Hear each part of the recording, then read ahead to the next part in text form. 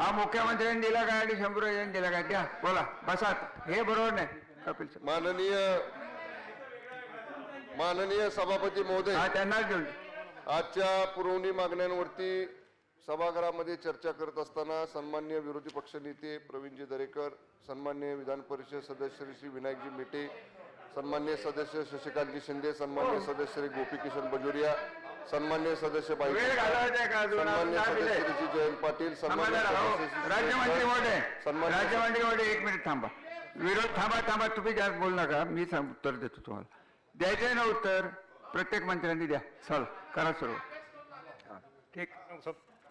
माननीय सभापती महोदय, सामान्य प्रशासन विभागाच्या संबंधित मागणी क्रमांक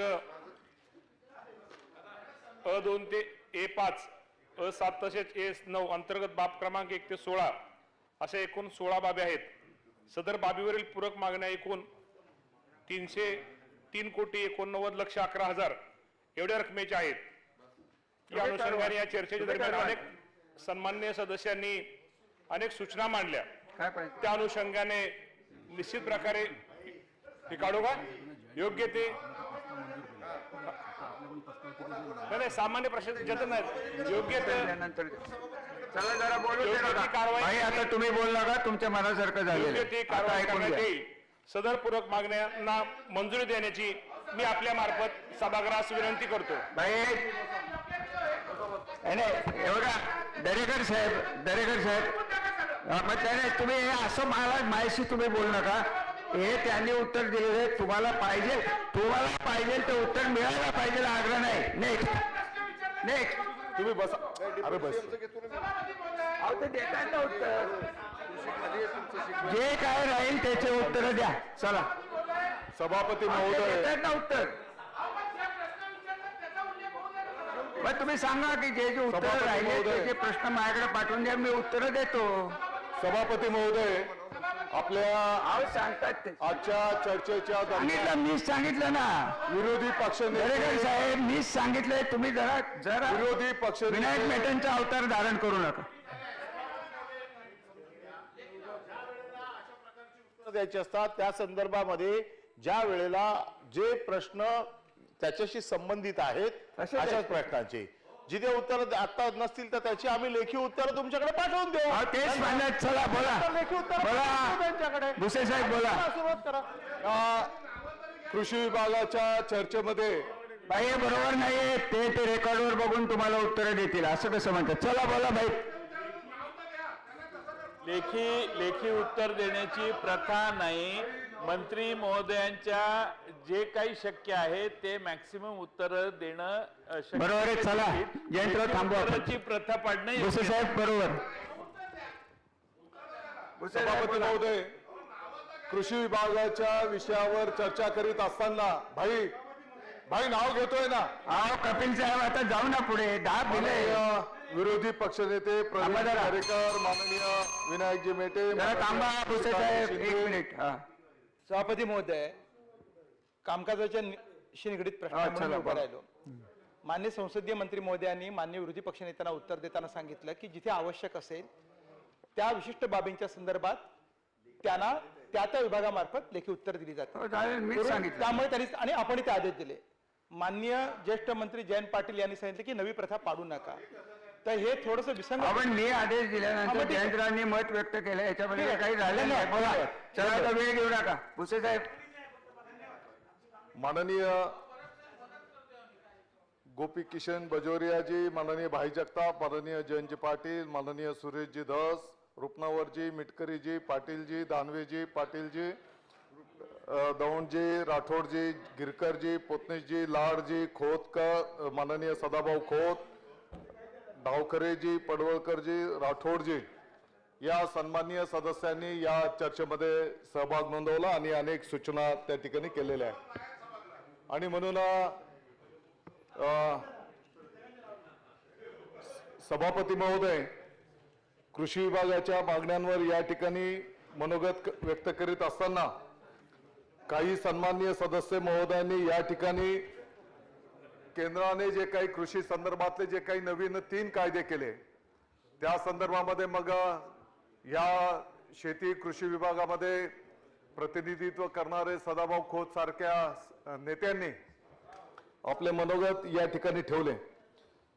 सभापती महोदय, आपण बघितलं असेल की आजही दिल्लीमध्ये हजारोंच्या संख्येने शेतकरी बांधव त्या ठिकाणी गेल्या 15 ते 20 दिवसांच्या पासून ठाण मांडून त्या ठिकाणी बसलेले आहेत, लाखोंच्या संख्येने. आणि म्हणून आपण या विषयामध्ये जर अभ्यास करायला गेलो, सभापती महोदय, हे जे 3 कायदे केंद्र सरकार म्हणते की शेतकऱ्यांच्या हिताचे ते कायदे आहेत, महाराष्ट्र शासनाचं मत असं आहे की खऱ्या अर्थाने जर हे सरकारने जर हे कायदे शेतकऱ्यांच्या हिताच्यासाठी आणलेले आहेत, तर मग हे शेतकरी त्या ठिकाणी आंदोलनाला का बसलेले आहेत? खऱ्या अर्थाने या विषयावर जाण्याच्या आधी त्यांनी विषय घेतलेला आहे, दरेकरजी, त्यांना बोलायच्या माझी अधिकार आहे. आपल्याला विनंती आहे, हा गंभीर विषय, शेतकऱ्यांच्या संदर्भातला विषय आहे आणि आपणही फार पोटतिडकीने या ठिकाणी हे विषय मांडलेले आहेत. आणि म्हणून या विषयाच्या खोलाशी जात असताना आपण खऱ्या अर्थाने हे कायदे भविष्य काळामध्ये किती प्रभावी आणि शेतकऱ्यांचे साठी किती नुकसानदायक ठरणार आहेत याचाही त्या ठिकाणी गंभीरपणे विचार करण्याची आवश्यकता आहे. आपण बघितलं असेल अध्यक्ष सभापती महोदय, यामधला पहिला जो काही कायदा करण्यात आला, शेतकरी सक्षमीकरण आणि संरक्षण, किंमत हमी आणि कृषी सेवा करार, की ज्याच्यामध्ये करार पद्धतीने शेती त्या ठिकाणी अपेक्षित आहे. अध्यक्ष महोदय, महाराष्ट्राच्या सह भारताच्या शेतकऱ्यांची प्रमुख मागणी आहे की जो काही किमान हमी भाव देण्याची जी तरतूद आहे, या तरतुदीचं कायद्यामध्ये त्या ठिकाणी रूपांतर केलं पाहिजे. ज्या काही आम्ही 23 बाबींना जे काही आम्ही किमान आधारभूत रक्कम त्या ठिकाणी घोषित केलेली आहे केंद्र शासनाच्या माध्यमातून, कायद्यामध्ये त्याचं रूपांतर करून भारताच्या सर्व शेतकरी बांधवांना त्या ठिकाणी आश्वासित करण्याची आवश्यकता आहे. आणि म्हणून शेतकऱ्यांच्या मनामध्ये ही एक भीती आहे की भविष्य काळामध्ये जर करार पद्धतीने हा जो काही पहिला कायदा केलेला आहे, त्या कायद्याच्या मध्ये करार शेतीचा कायदा करीत असताना किमान हमी भाव देण्याची स्पष्टतेने त्या ठिकाणी तरतूद केलेली नाही. आणि त्याच्यामुळे शेतकरी बांधवांच्या मनामध्ये एक भीती आहे की भविष्य काळामध्ये कदाचित केंद्र सरकार आपल्या जबाबदारीच्या पासून दूर जायला पाहत आहे की काय, अशा प्रकारची भावना संपूर्ण देशाच्या शेतकऱ्यांच्या मध्ये त्या ठिकाणी आहे. आपण बघितलं असेल, सदाभाऊ खोत साहेबांना माहिती आहे की आताच्या या अस्तित्वातल्या कायद्यामध्ये कापूस असेल, मका असेल, हरभरा असेल, तूर असेल, आज बाजारभावामध्ये तुम्ही म्हणता की महाराष्ट्र सरकारने यापूर्वीच हा कायदा केलेला आहे. मग महाराष्ट्र सरकारने जर यापूर्वीच हा कायदा केलेला आहे तर मार्केटमध्ये आज कापूस आपण एकाधिकार खरेदीच्या माध्यमातून खरेदी करण्याच्या पूर्वी खाजगी बाजारपेठेमध्ये कापूस सदाभाऊ खोत साहेब काय दराने विक्री होत होता? आपण बघितलं असेल की 4500 रुपयापासून तर आता कुठेतरी खरेदी सुरू झाल्याच्या नंतर 5000-5100 रुपयापर्यंत कापूस आता खरेदी व्हायला लागला खाजगी बाजारामध्ये, की जिथे MSP ची किंमत आहे 5800 रुपये. आणि म्हणून हा जो काही नफा जो आहे खऱ्या अर्थाने शेतकऱ्यांना जो अपेक्षित आहे त्या नफ्याच आपण त्या ठिकाणी नुकसान होतं. मक्याच्या संदर्भातली काय पार्श्वभूमी आहे? मका आज खाजगी बाजारपेठेमध्ये 1200-1300 रुपयाने 1100 रुपयाने विकला जातो, की ज्याची MSP किंमत ही 1850 रुपये आहे. आणि मग खऱ्या अर्थाने ह्या कायद्या आणि शेतकऱ्यांच्या बाबतीत जर आपल्याला हित त्या ठिकाणी बघायचं होतं तर खोत साहेब आपल्याला मागणी करायला पाहिजे होती की वेळेवर, कदाचित माझं चुकीचं होईल परंतु 12 महिने MSP ची खरेदी केंद्र सरकारने सुरू ठेवली पाहिजे आणि या भारताच्या सर्व सामान्य शेतकऱ्यांना त्या पद्धतीने आश्वासित करण्याची आवश्यकता आहे. बरं, या विषयामध्ये जो काही करार केला जाईल तर त्या कराराच्या संदर्भामध्ये जर त्या शेतकऱ्यावर त्या ठिकाणी शेतकऱ्याला वाटलं की आपल्यावर अन्याय होतोय तर त्याची दाद मागत असताना काही समोरचे जे काही धनदांडगे असतील, मोठ्या कंपन्या असतील, तर त्याच्या पुढे सर्वसामान्य शेतकरी टिकू शकेल का, हा सुद्धा संशोधनाचा विषय आणि एक भीती शेतकरी बांधवांच्या मनामध्ये त्या ठिकाणी आहे. आणि म्हणून या सर्व मुद्द्यांवर त्या ठिकाणी चर्चा होण्याची आवश्यकता आहे. दुसरा जो कायदा करण्यात आला, शेतकऱ्यांचे उत्पादन, व्यापार आणि वाणिज्य प्रोत्साहन आणि सुविधा अधिनियम 2020. याच्यामध्ये अपेक्षित काय की शेतकरी बांधव आपला माल कुठेही विकू शकतील, त्यांना बाजारपेठेचं बंधन असण्याची आवश्यकता पडणार नाही. बाजार समितीच्या बाहेरही तो माल विक्री करू शकेल, चांगली गोष्ट आहे. परंतु प्रॅक्टिकली जमिनीवर याचे काय परिणाम आहेत हे काही नवीन गोष्ट नाही. आपण जर नाशिक जिल्ह्यातल्या द्राक्ष उत्पादक शेतकरी बांधवांकडनं जर या संदर्भातली माहिती घेतली, सभापती महोदय, गेल्या अनेक वर्षांच्या पासून काही दुसऱ्या राज्यातले काही व्यापारी आपल्या महाराष्ट्रामध्ये येतात, बागेमध्ये जाऊन थेट शेतकऱ्यांशी संवाद साधतात. द्राक्ष किंवा डाळिंब असेल, अनेक फळं असतील, पिकं असतील, त्याची खरेदी थेट केली जाते. परंतु बऱ्याच ठिकाणी याचे कटू सुद्धा अनुभव त्या ठिकाणी आलेले आहेत. एकदा तो व्यापारी बाहेरचा आल्याच्या नंतर 2-4 व्यवहार चांगले करतो, 2 पैसे जास्ती पण देतो, परंतु चांगलं नाव प्रस्थापित केल्याच्या नंतर शेकडो शेतकऱ्यांकडनं माल खरेदी करून तो पोबारा करतो. या ठिकाणी तुम्ही त्या व्यापाऱ्याला बंधन काय घातलं, फक्त पॅन कार्ड असलं तरी तो शेतमाल खरेदी करू शकेल.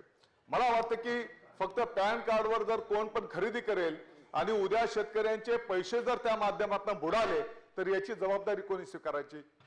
सभापती महोदय, नाशिक जिल्ह्यापुरतं जर बोलायचं झालं तर शेकडो शेतकऱ्यांचे शेकडो कोटी रुपये त्या ठिकाणी व्यापाऱ्यांनी बुडवलेले आहेत. जेव्हा पोलीस डिपार्टमेंटकडे या संदर्भातली तक्रार दाखल केली जाते, पोलीस डिपार्टमेंट ज्यावेळेस त्या व्यापाऱ्याचा शोध घ्यायला जातात तर कुठल्या तरी झोपडपट्टीमध्ये पत्ता सापडतो आणि तो व्यापारी सुद्धा सापडत नाही. आणि म्हणून या संदर्भामध्ये ही वस्तुस्थिती आहे की काही एपीएमसी मध्ये जर काही चुकीचं काम होत असेल तर त्याच्यामध्ये सुधारणा झाली पाहिजे, याबद्दल कोणाचंही दुमत असणार नाही. परंतु एखाद्या 2 एपीएमसीच्या माध्यमातून आम्ही संपूर्ण महाराष्ट्रातल्या एपीएमसीला पण जर बदनाम करायला घेणार तर मला वाटतं ही पण गोष्ट काही योग्य होणार नाही. आणि म्हणून त्याच्यामध्ये जो चुकीचं वागत असेल, जो चुकीचं काम करत असेल त्याच्यावर कारवाई सुद्धा झाली पाहिजे, याबद्दल कोणाचंही दुमत त्या ठिकाणी असणार नाही. परंतु ही जी एक व्यवस्था आहे, परंपरागत आहे, ही व्यवस्था जर मोडीत निघाली तर मला वाटतं की भविष्यामध्ये शेतकऱ्यांना दुसरं कोण वाली त्या ठिकाणी असणार नाही.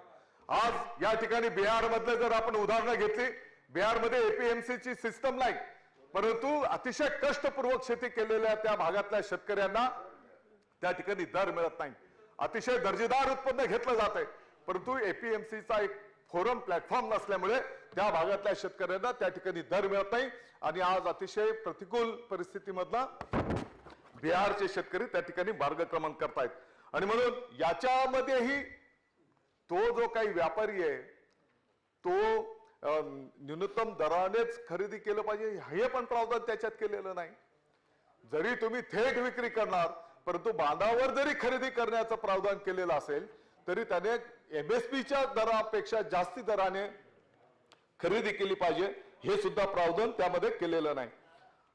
सभापती महोदय, याच्यामधला तिसरा जो कायदा आहे अत्यावश्यक वस्तू सुधारणा कायदा 2020, याच्यामध्ये अपेक्षित काय आहे सभापती महोदय की तृणधान्य, कडधान्य, तेलबिया, कांदा, बटाटा यांना अत्यावश्यक वस्तूंमधनं सभापती महोदय वगळण्यात आलं. खरं म्हणजे या कायद्याच्या संदर्भामध्ये जर मला वाटतं केंद्र सरकारचा जरी हा विषय असला, अतिशय घिसाडगायने हा कायदा आणला. ज्यांच्यासाठी हा कायदा केला गेला त्या शेतकरी बांधवांशी सर्वप्रथम चर्चा करण्याची आवश्यकता होती.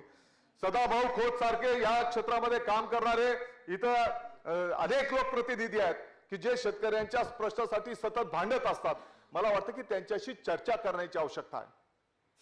चर्चा न करता अतिशय घिसाडगायने त्या ठिकाणी हा कायदा 2 दिवसामध्ये कायदा करण्यात आला आणि देशातल्या शेतकऱ्यांवर लादण्याचं काम त्या ठिकाणी सभापती महोदय केलं जात आहे. आपण बघितलं असेल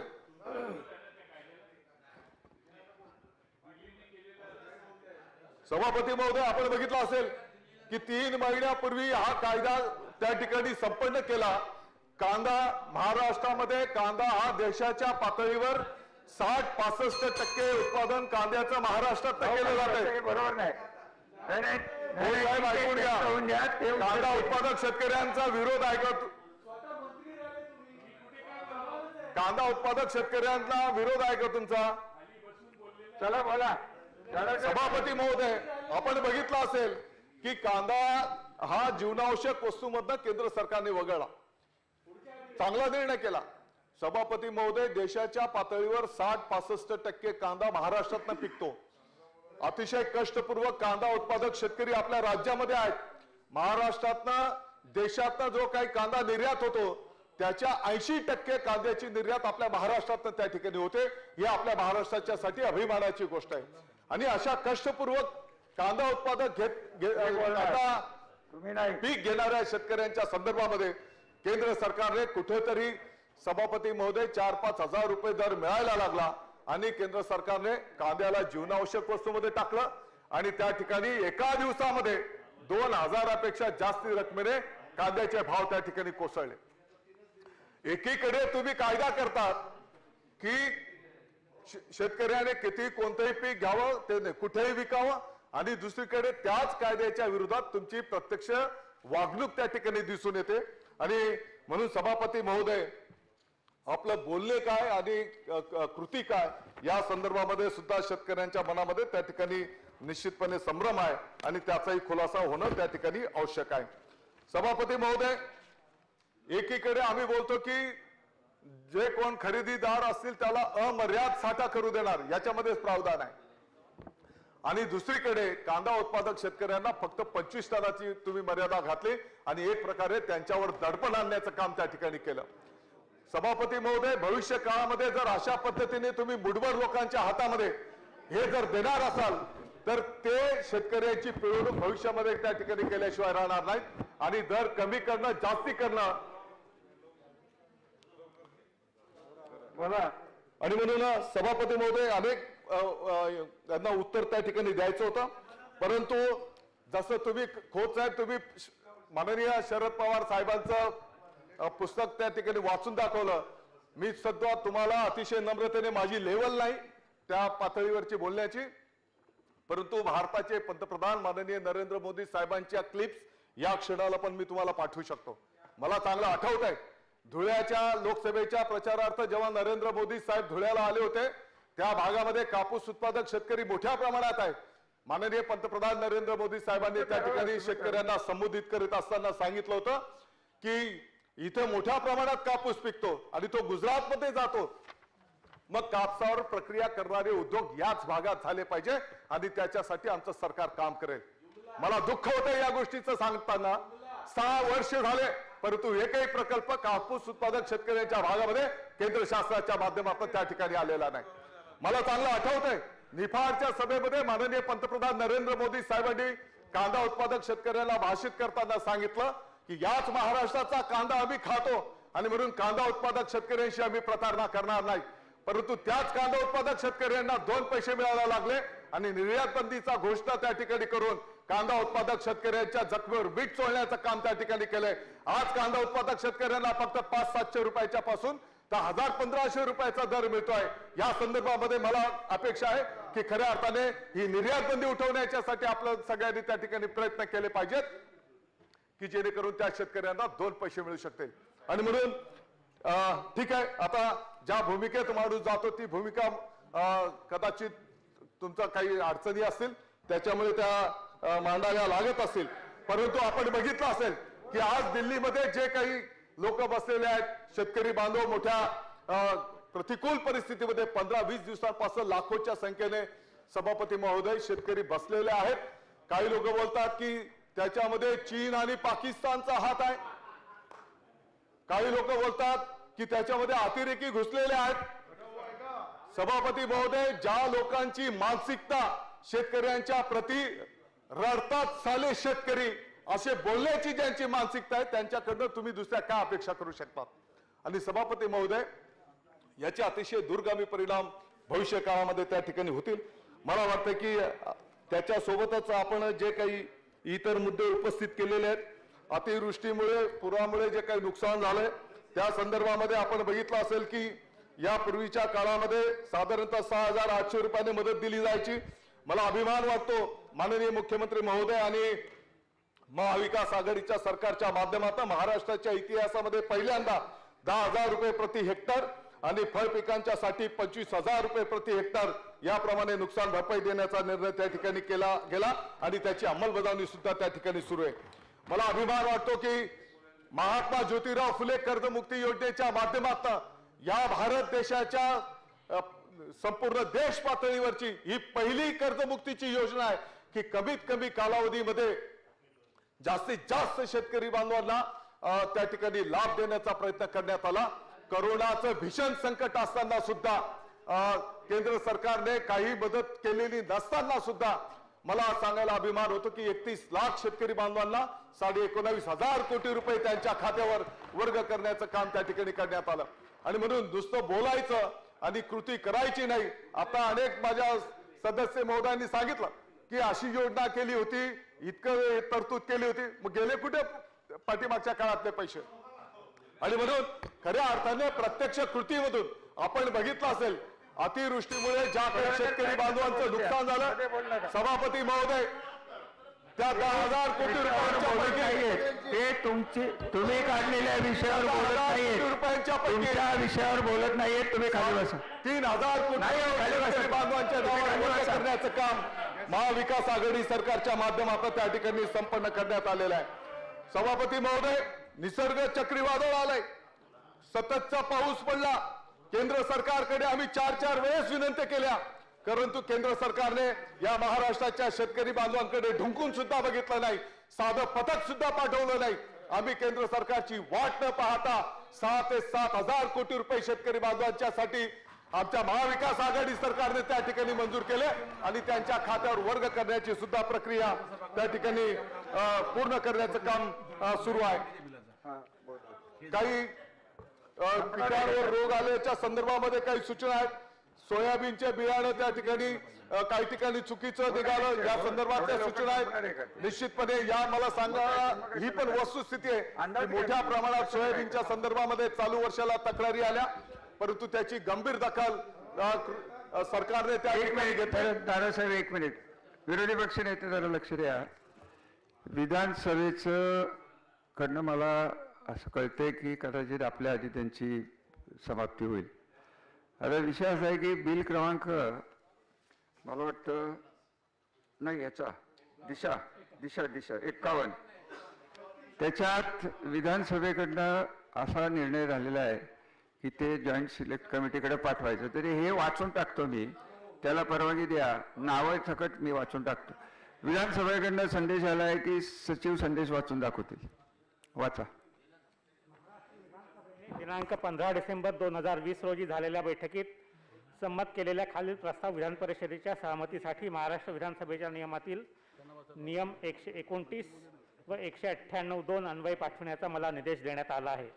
प्रस्ताव सन 2020 ते 20वी क्रमांक 51 शक्ती फौजदारी कायदे महाराष्ट्र सुधारणा विधेयक 2020 विधान परिषदेची सहमती घेऊन दोन्ही सभागृहांच्या 21 सदस्यांच्या संयुक्त समितीकडे त्यावरील प्रतिवृत्त पुढील अधिवेशनाच्या अखेरपर्यंत सादर करण्याचा अनुदेश देऊन विचारार्थ पाठवण्यात यावे.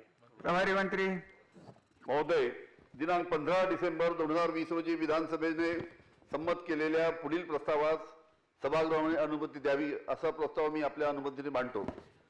सन 2020 चे 20वी क्रमांक 51 शक्ती फौजदारी कायदा महाराष्ट्र सुधारणा विधेयक 2020 विधान परिषदेची संमती घेऊन दोन्ही सभागृहाच्या 21 सदस्यांच्या संयुक्त समितीकडे त्यावरील प्रतिवृत्त पुढील अधिवेशनाच्या अखेरपर्यंत सादर करण्यास अनुदेय देऊन विचारार्थ पाठवण्यात यावे. प्रश्न असा आहे की दिनांक 15 डिसेंबर 2020 रोजी विधानसभेने संमत केलेल्या पुढील प्रस्तावास सभागृहाने सहमती द्यावी. काय?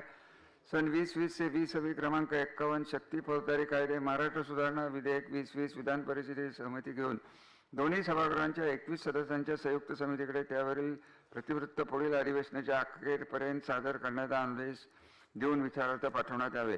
अनुकूल असतील त्यांनी होय म्हणावे, प्रतिकूल असतील त्यांनी नाही म्हणावे. होयचे बहुमत आहे, होयचे बहुमत आहे. प्रस्ताव संमत झाला. प्रभारी एकमताने संमत झाला. चला प्रभारी मंत्री महोदय, विधानसभेने नियुक्त करावयाच्या संयुक्त समितीवर या सभागृहांचे पुढील सदस्य नामनिर्देशित करण्यात यावेत असे मी आपल्या अनुमतीने प्रस्ताव मांडतो. ॲडव्होकेट वाचन. 1. ॲडव्होकेट अनिल परब, त्याचबरोबर श्री शशिकांत शिंदे, श्री अशोक उर्फ भाई जगताप, श्री अमोल मिटकरी, श्री विजय उर्फ भाई गिरकर, श्री विनायक मेटे, श्री कपिल पाटील. प्रश्न असा आहे की विधानसभेने नियुक्त करायच्या संयुक्त समितीवर या सभागृहाचे पुढील सदस्य नामनिर्दिष्ट करण्यात यावेत. ॲडव्होकेट अनिल परब, संसदीय कार्यमंत्री, श्री शशिकांत शिंदे, श्री अशोक उर्फ भाई जगताप, श्री अमोल मेटकरी, विजयभाई गिरकर, विनायक मेटे, कपिल पाटील. अनुकूल असतील त्यांनी होय म्हणावे, प्रतिकूल असतील त्यांनी नाही म्हणावे. होयचे एकमत आहे, होयचे एकमत आहे. प्रस्ताव संमत झाला. बोला आता बाई.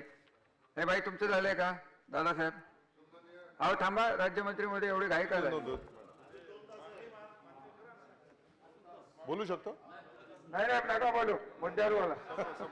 सायटेशन वाचा, सायटेशन वाचा.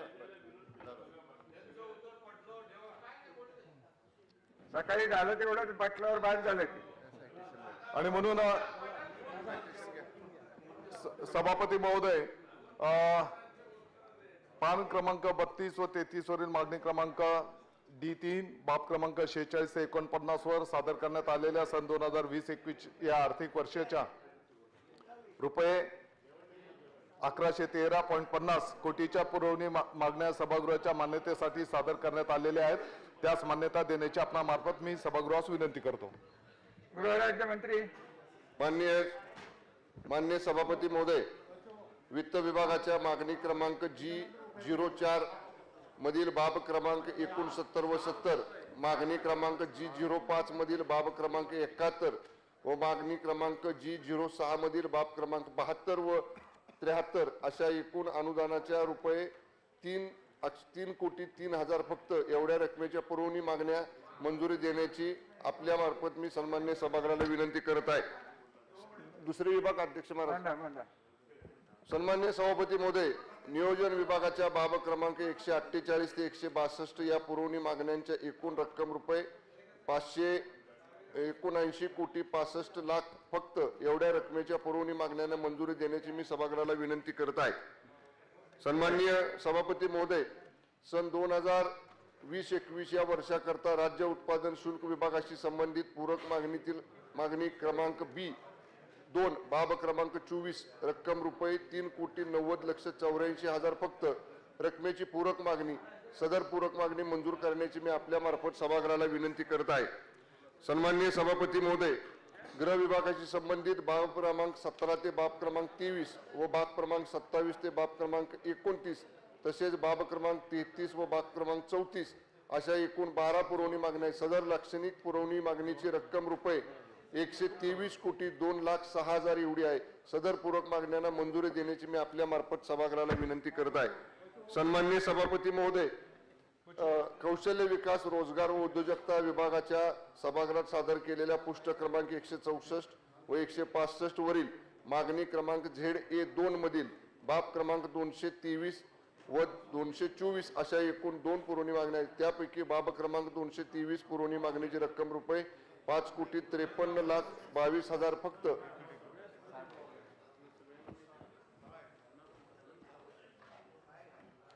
बाब क्रमांक 23 त्यापैकी बाब क्रमांक 223 मधील पुरवणी मागणी रक्कम 5,53,22,000 फक्त व बाब क्रमांक 224 मधील पुरवणी मागणी रक्कम रुपये 1,000 फक्त इतकी आहे. सदर पुरवणी मागण्यांना मंजुरी देण्याची मी आपल्या मार्फत शासन सभागृहाला विनंती करत आहे.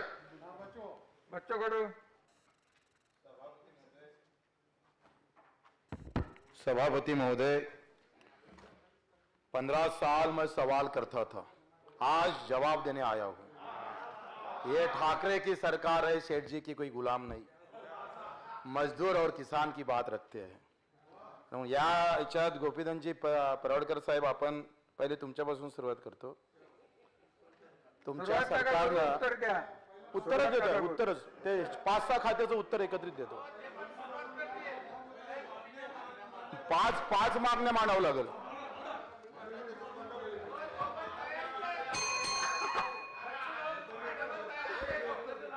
पहिले उत्तर देतो, नंतर मागण्या.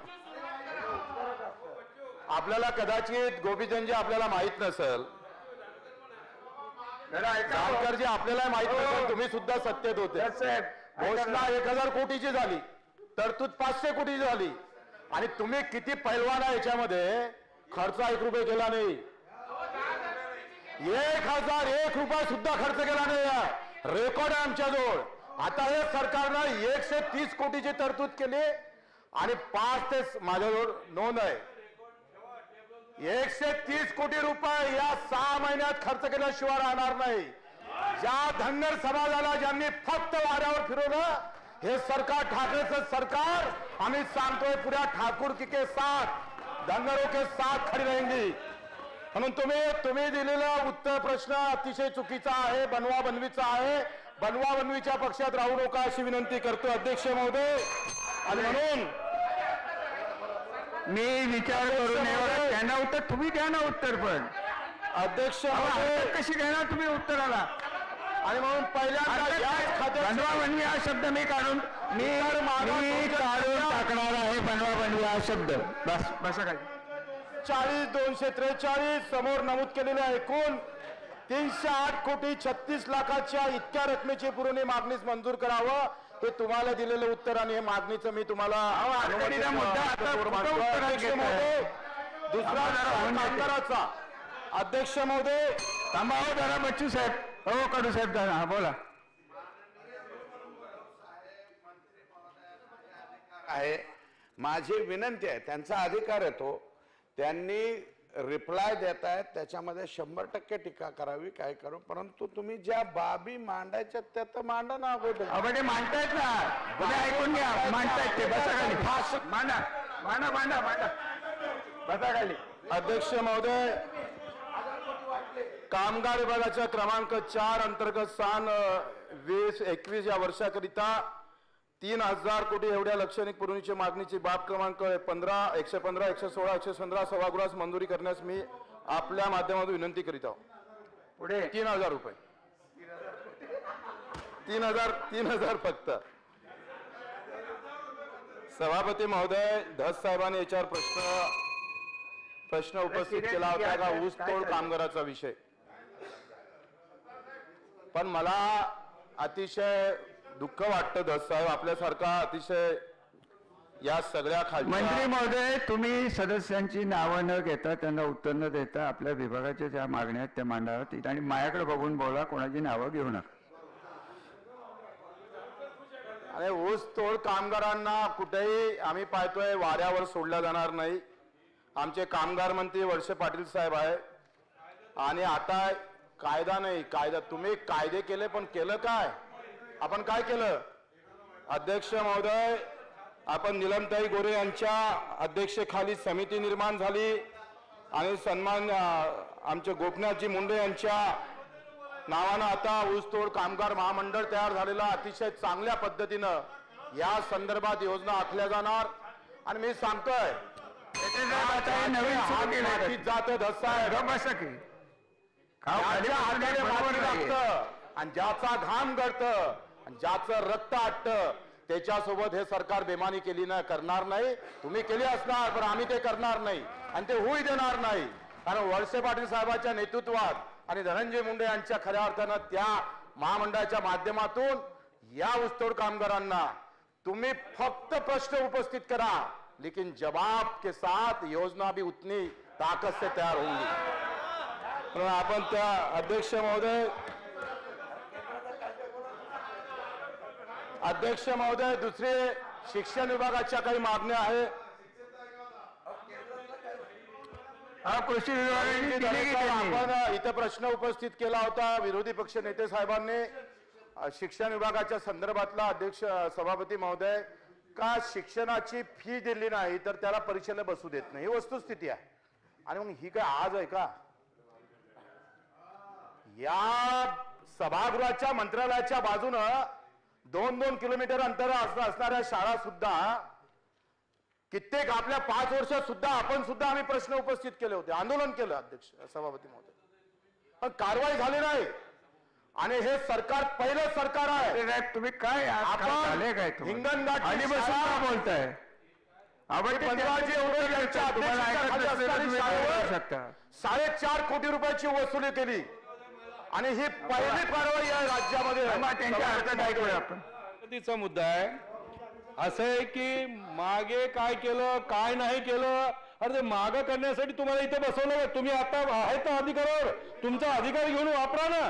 तुम्ही बंद करा हे आपल्या हरकतीच्या तर त्याच्यावर तुम्ही हे करा ना. हरकतीच्या- आता तुम्ही काय करतो ते सांगा. हरकतीच्या अनुषंगाने सांगतो. चला बच्चू साहेब बोला, कडू साहेब बोला, बोला बोला बोला, थांबा जरा. पण याच्यात 2-3 प्रश्न सन्माननीय सदस्यांनी उपस्थित केले. प्रवीणजी, निश्चितच असं एखादं उदाहरण सांगा. या कायद्यामध्ये दुरुस्ती करणं सुद्धा आवश्यक आहे, कारण कायदा आपल्या राज्यात झालेला होता आणि त्यात काही कमी आहे, तो चांगलं दुरुस्त करणं आवश्यक आहे. आणि जिथं फी दिली नाही, परीक्षा फी दिली नाही म्हणून त्याला परीक्षेला बसू दिल्या जाणार नाही. आपण अकोल्याला 420 फौजदारी गुन्हे दाखल केले. आता सुद्धा ज्या ज्या तक्रारी आहेत तिथे सुद्धा आपण ते गुन्हे दाखल करणार. नागपूरची एक शाळा, सभापती महोदय, राज्यातली पहिली घटना आहे. 45 कोटीची रिकव्हरी आपण लावलेली आहे. ते पालकांना वापस करण्याचे आदेश आपण दिलेले आहे. तुमच्या 5 वर्षात हे पवित्र काम कधी करता आलं नाही, ते आम्ही फक्त 1 वर्षाच्या आत केलं. म्हणून आपला जे काही सूचना आहे ते निश्चितच आम्ही त्या मनावर घेऊन काम करू. काही शिक्षकांच्या 20% आणि 40%चा विषय कपिल जे आपण मांडला होता, आमचे रणजित पाटलांनी सुद्धा मांडला. आपण आत्ताच 10 या मागच्या महिन्यामध्ये कॅबिनेटमध्ये निर्णय झाला 20 आणि 40%चं.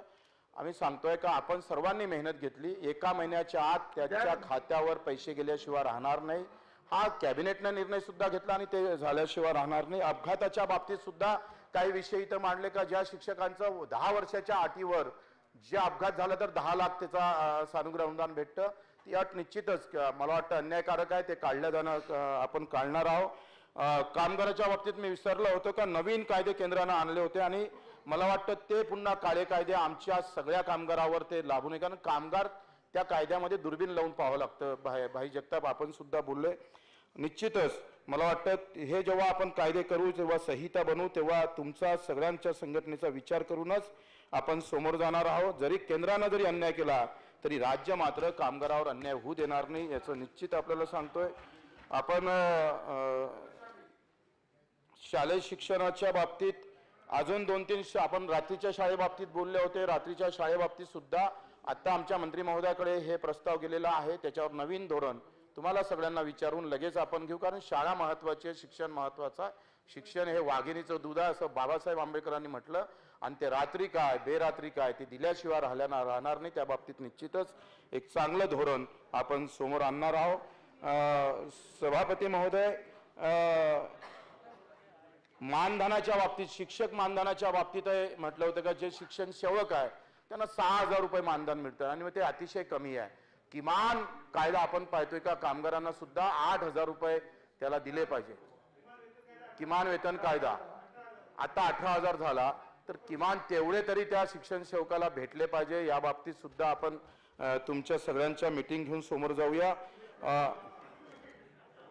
तो टाळ्या पुढे पुढे अजून 3 मागण्या माझ्याकडे आहे सभापती महोदय. कामगाराचं मी वाचून दाखवलं. शिक्षणाच्या संदर्भातली आपल्या अनुमतीने शालेय शिक्षण विभागाची मागणी क्रमांक 2 क्रमांक 56/59 अंतर्गत एकूण अक्षरी रुपये 227 कोटी 76,54,000 पूरक मागण्या मंजूर करण्याची विनंती मी सभागृहासमोर करतो. महिला बालकल्याणच्या संदर्भात सुद्धा सभापती महोदय सभागृहात सादर केलेल्या सन 20-21च्या आर्थिक वर्षातील मागणी क्रमांक X1 X2 खालील बाब क्रमांक 214 बाब क्रमांक 222 मधील 1460 कोटी 60,58,000 फक्त इतक्या रकमेच्या पूरक मागण्या मंजुरीसाठी आपल्या मार्फत मी मागतोय. सभापती महोदय, मी आपल्या अनुमतीने 2020-11च्या जलसंपदा विभागाच्या मागण्या क्रमांक 5 खालील कार्यक्रमावरील 400 कोटी 70,000 फक्तच्या मागण्या मंजूर करण्याची विनंती मी सभागृहासमोर ठेवतो. सभापती महोदय, मगा एक उल्लेख झाला होता माझ्या नावाचा. मी दिल्लीला गेलो होतो, त्या संदर्भात सदाभाऊने यांनी उल्लेख केला होता. त्या संदर्भात मी थोडा एक शब्दात सांगतोय का आपण जर हे लक्षात घेतलं का मोदीजींना मोठ्या ताकदीनं म्हटलं होतं. जेव्हा भाजपाच्या पहिल्या निवडणुकीसमोर मोदीजी आले होते तेव्हा मोदीजीने सांगितलं होतं भाई और बहनों, किसान के भी अच्छे दिन आएंगे. 50% मुनाफा लेकर भाव मिलेगा. 15% प्रवीणजी भेटत नाही. 15% पण देत नाही.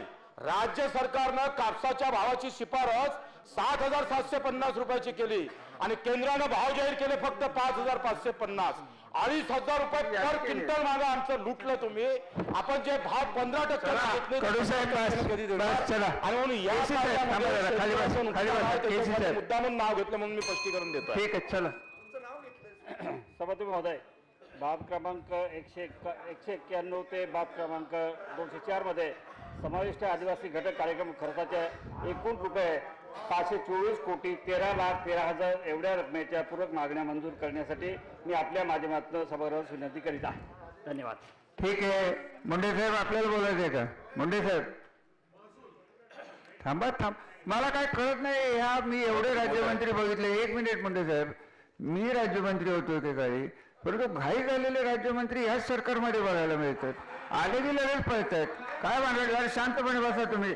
सत्तार साहेब, तुम्ही बाकीचं बोलण्यापेक्षा माझ्याकडे बघून शांत राहा जरा. बोला. सभापती महोदय, मी आपल्या परवानगीने सामाजिक न्याय व विशेष सहाय्य विभागाच्या बाब क्रमांक 128 ते 147 अशा खर्चाच्या एकूण 2,449,16,79,000 इतक्या रकमेच्या पूरक मागण्या मंजूर करण्याची सुरुवातीला विनंती करतो. या विभागाच्या संदर्भामध्ये या सदनाचे माननीय विरोधी पक्ष नेते प्रवीणजी दरेकर, माननीय जे उपस्थित नाही त्यांचं नाव आले, सुरेशजी धस आणि काही मान्यवर सदस्यांनी प्रश्न उपस्थित केले. त्यात अजून 2 राहिले. माननीय विरोधी पक्ष नेते यांनी डॉक्टर बाबासाहेब आंबेडकर सामाजिक न्याय भवन दामोनगर कांदिवली येथे उभारण्याच्या संदर्भामध्ये प्रश्न उपस्थित केला. हा प्रस्ताव 14 कोटी इतक्या रकमेचा आहे, पण त्यामध्ये आणखीन काही त्रुटी आहेत. त्या त्रुटी शासन स्तरावरती पूर्ण करून लवकरच याला आम्ही या ठिकाणी मंजुरी देणार आहोत. त्याच्यात ती जागा जी आहे ती आणखीन संस्थेच्या नावाने झालेली नाही आहे आणि ती खाजगी मालकीची एकूण जी जागा आहे ती जर त्यांनी दिली तर लगेचच आपण प्रशासकीय मान्यता या ठिकाणी 14 कोटीची देऊ. याचबरोबर खरं तर बाब आणि भाग हे ऊसतोड मजुरांच्या बाबतीत आणखीन काही झालेलं नाही तरी प्रश्न उपस्थित केला. या ठिकाणी ऊसतोड मजुरांच्या संदर्भामध्ये कायदा का झाला नाही आणि अनेक प्रश्न उपस्थित केले. मागच्या 5 वर्षाच्या काळामध्ये सत्ता कुणाची होती, काय होतं आपल्याला माहिती आहे. 5 वर्षात एखादं महामंडळ ऊसतोड मजुरांच्या संदर्भामध्ये 2दा व्हावं, हे ऐतिहासिक काम 5 वर्षाच्या तत्कालीन सरकारने म्हणजे मेटे साहेब आपण, दस साहेब आपण, आपल्या सरकारने त्या काळात केलं. 12 डिसेंबर 2014ला पहिल्यांदा स्वर्गीय मुंडे साहेबांच्या नावाने ऊसतोड मजूर महामंडळ काढलं. 3 वर्षानंतर काहीच कामकाज नाही म्हणून ते ऊसतोड मजूर महामंडळ आपण रद्द केलं. पुन्हा 19च्या निवडणुका आल्या की पुन्हा ते ऊसतोड मजूर महामंडळ तुम्ही परत आणलं आणि आज आपण प्रश्न उपस्थित केलाय की या ऊसतोड मजूर महामंडळाच्या संदर्भात आपण कायदा कधी करणार. मी सभापती महोदय या सदनास आपल्या माध्यमातून विश्वास देऊ इच्छितो, ऊसतोड मजुरांच्या पोटी आम्ही जन्माला आलेलो आहेत. आम्ही त्यांच्याशी कधीच बैमानी करणार नाही. येणाऱ्या अधिवेशनामध्ये ऊसतोड मजुरांचा कायदा सुद्धा या ठिकाणी झाल्याशिवाय राहणार नाही. मी हे या ठिकाणी सांगणार. सभापती महोदय, ऊसतोड मजूर कामगारांचा विषय स्वाभाविक कामगार विभागाकडे मी विनंती केली माननीय मुख्यमंत्री महोदयांना, माननीय उपमुख्यमंत्री महोदयांना की सामाजिक न्याय विभागाकडे जर ऊसतोड मजुरांचा हा विभाग दिला तर खऱ्या अर्थानं कामगार कायद्याअंतर्गत त्यांना मदत होईल. पण हे अनॉर्गनाइज आहे. आजपर्यंत त्यांना कसल्या यांच्या कष्टाचं फळ मिळत नाही आणि कुठेतरी आपण त्यांच्या पोटी जन्माला आलो, आपल्या हातून काहीतरी व्हावं याच्यासाठी हा विभाग सामाजिक न्याय विभागाकडे घेतलाय. आणि सगळ्यात महत्वाचं या ऊसतोड मजुरांना सामाजिक न्याय देणं गरजेचं आहे, त्यांना विशेष सहाय्य देणं गरजेचं आहे. म्हणून या ठिकाणी या महामंडळाचं काम आपण हाती घेतलं आहे. याचा कायदा होतोय, याचं कार्यालय कुठं होणार आहे, त्याची आस्थापना कशी असणार आहे, या महामंडळाची रचना कशी असणार आहे, आणि या महामंडळातून ऊसतोड मजुरांना आम्ही काय देणार आहोत याचं धोरण सुद्धा या कायद्यामध्ये आपण त्याचं रूपांतरित करणार आहोत. ऊसतोड मजुरांच्या विम्यापासून, ऊसतोड मजुरांच्या हाता जो कष्ट आहे त्या कष्टापासून, त्यांच्या आरोग्यापासून, त्यांच्या सुरक्षापर्यंत सगळ्या गोष्टी या महामंडळाच्या माध्यमातून आपण येणाऱ्या काळात या ठिकाणी करणार आहोत. सामाजिक न्याय विभागाच्या बाबतीमध्ये आणखीन एक विषय सेंट्रल किचनच्या संदर्भात आपण उपस्थित केला. सभापती महोदय, आदिवासी विभागाने या ठिकाणी सेंट्रल किचन या ठिकाणी केलेलं आहे. त्याच धर्तीवर येणाऱ्या काळामध्ये महाराष्ट्रातल्या सर्व सामाजिक न्याय विभागाचे जेवढे वसतिगृह आहेत, जेवढ्या शाळा आहेत, या आता वसतिगृह बंद आहेत बाई, त्यामुळे आपण कुठेही वसतिगृहामध्ये भोजन देऊ शकत नाही. ते महिला बाल कल्याण विभागाने दिली होती.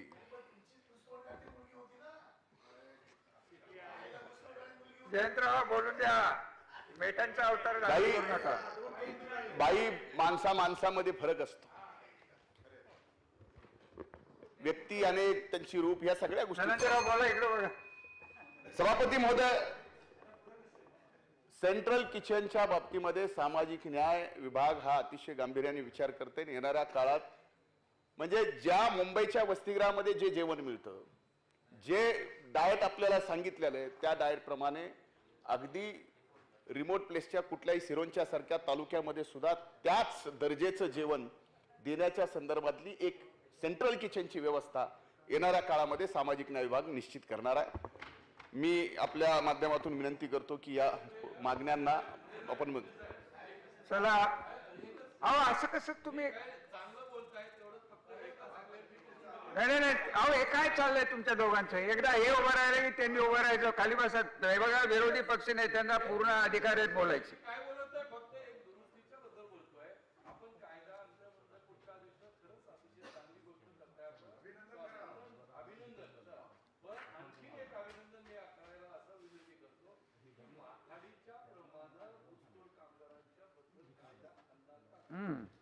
बरोबर. माननीय सभापती महोदय, माथाडी कायदा सुद्धा ज्या काळात झाला त्या काळात माथाडी कायद्याच्या बाबतीमध्ये आता फार चर्चा नको, पण त्याच्यापेक्षाही जेवढा चांगला कायदा करता येईल आपल्या सगळ्यांशी चर्चा करून त्यानुसार जी गरज आहे त्यानुसार या ठिकाणी कायदा करण्याच्या बाबतीत. सत्तार साहेब, नाही मी नाही आता बोल. नाही, त्यांनी सभापती महोदय, त्या कायद्यात येईल, सभापती महोदय, कायद्यात येईल. महसूल व वन विभागाच्या महसूल विभागाच्या पुस्तक क्रमांक 25 ते 27 वरील बाब क्रमांक 35-37 या मागणी केसी आणि दत्तमासाठी 5,01,000 रुपयाची बाब क्रमांक 38 या मागणी आणि दत्तमत यासाठी 10 कोटी अशा एकूण 15,01,000 रुपयाच्या पुरवणी मागण्या सभागृहात सादर करण्यात येत आहे. त्याला सभागृहांनी मान्यता द्यावी ही आपल्या वतीने विनंती करतो. चला नेक्स्ट. सभापती महोदय, मला संधी दिली. मी आपल्या अनुमतीने सन 2020-21च्या झालं नाही का? एक मिनिट साहेब, तुमचं झालं नाही का? मग तुम्ही खाली बसला म्हणून मी म्हणलं बोला. बसा तुम्ही, बसा.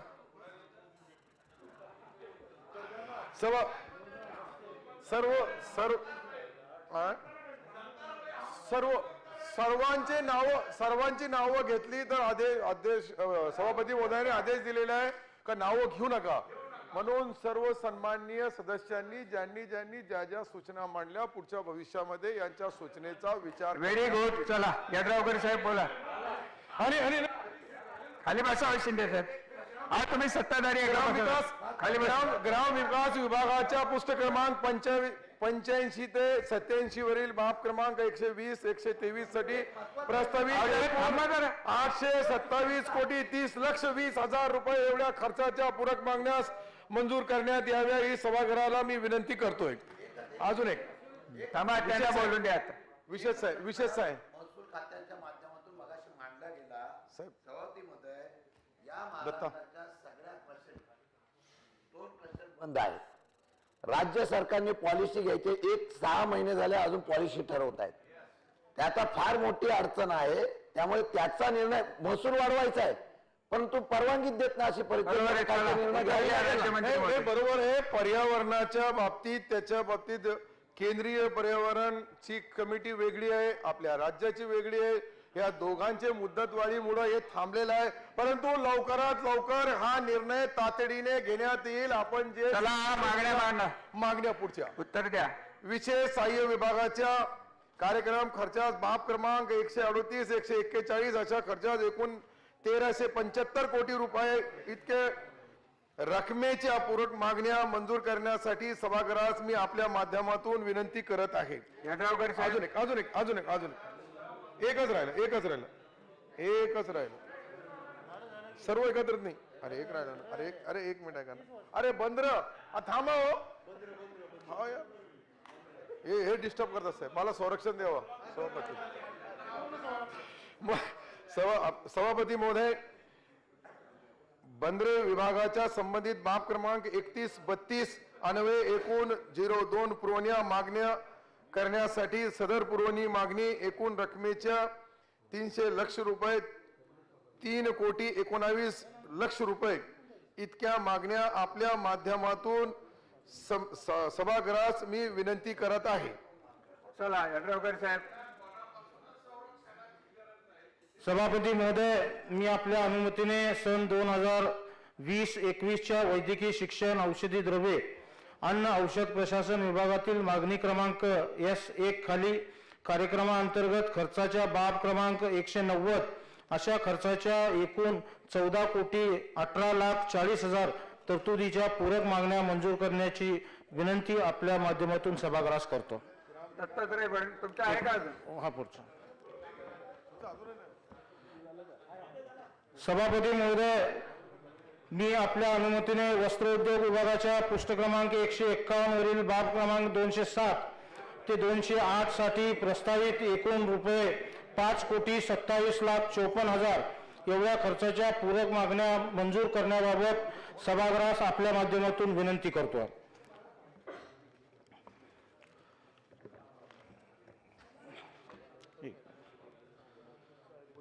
माननीय सभापती महोदय, सार्वजनिक आरोग्य कुटुंब कल्याण ह्या विभागाच्या पुरवणी मागण्या सादर करत असताना आज सन्माननीय विरोधी पक्ष नेत्यांनी ह्या ठिकाणी काही मुद्दे उपस्थित केले. काही आर्टिफिशियल लॅबच्या बाबतीत एकंदरीत असतील, व्हेंटिलेटरच्या संबंधात असतील किंवा जम्बो कोविड सेंटरच्या माध्यमातून असेल किंवा PPE किटच्या एकंदरीत दरासंदर्भात असतील. आज राज्यानं एकंदरीत या कोविडचा प्रादुर्भाव जवळपास 30 जानेवारीला हा देशामध्ये पहिल्यांदा कोविडचा रुग्ण मिळाला आणि महाराष्ट्रामध्ये 9 मार्च रोजी पुण्यात पहिल्यांदा कोविडचा रुग्ण आढळला गेला. एकंदरीत शासनानं खाजगी प्रयोगशाळा आणि शासनाच्या प्रयोगशाळेच्या माध्यमातून ह्या कोविडवर मात करण्यासाठी गेल्या 9 मार्च पासून शासन सातत्यानं वेगवेगळ्या स्तरावर प्रयत्न करतंय. आज सुद्धा खाजगी प्रयोगशाळेच्या शुल्काचा मगाशी या ठिकाणी उल्लेख झाला की राज्य सरकारनं प्रत्येक जिल्ह्यामध्ये ह्या प्रयोगशाळेच्या